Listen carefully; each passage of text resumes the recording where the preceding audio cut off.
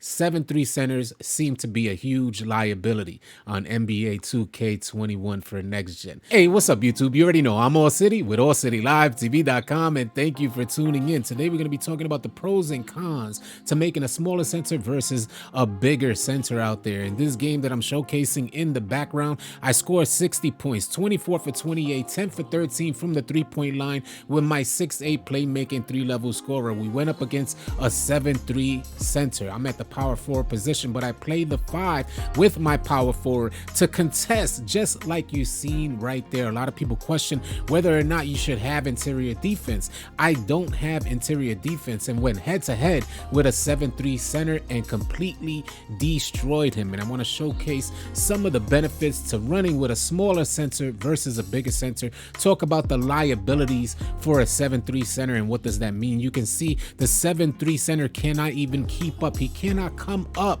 to the perimeter, and that's a problem. That's a liability for a team. If you cannot play the perimeter, a lot of teams are running 5 out. Let's say you run your center in the corner, which we're going to come up across a clip in just a second, but you see I'm just lining up these 3-point shots because their center cannot even step up toward the perimeter. And most times you would think that, hey, a center is not supposed to be up at the perimeter, but that's where a lot of communication comes in for your team that's running with a 7-3 center. There has to be a huge amount of defensive rotations to adjust against smaller or small ball type of teams.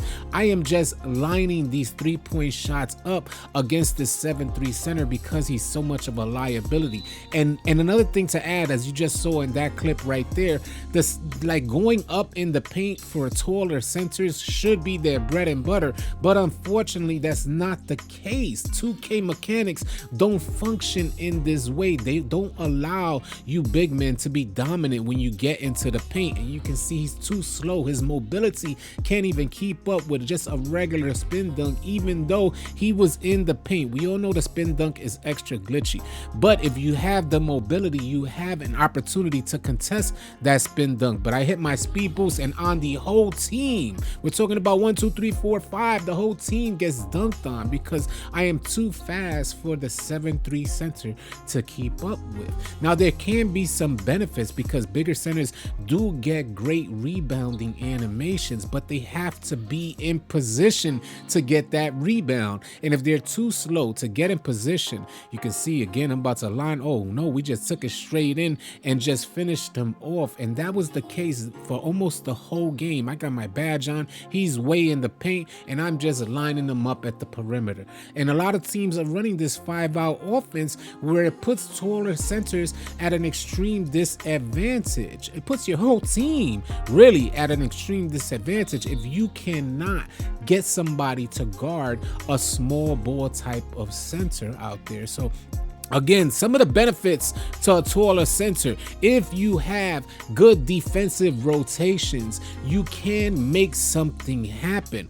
But if you don't have the communication and those defensive rotations working, you're gonna be a weak link out there. And that's something that a smaller center has the advantage over a bigger center, is that their maneuverability and their mobility on the court is much more advanced than a taller center. They can pick up at the perimeter. They can get back to grab the board. They can get back to contest the shot in the paint. But for a bigger center, the second that he motions one direction, you get that sway animation that doesn't allow you to recover fast enough because your agility is just not there. Something to consider for you guys out there running with a bigger center. This guy got destroyed with a 60-point game by my 6'8 playmaking three-level scorer. We went absolutely crazy and enjoyed ourselves the whole time. 60 points, 24 for 28, 10 for 13 from the three-point line.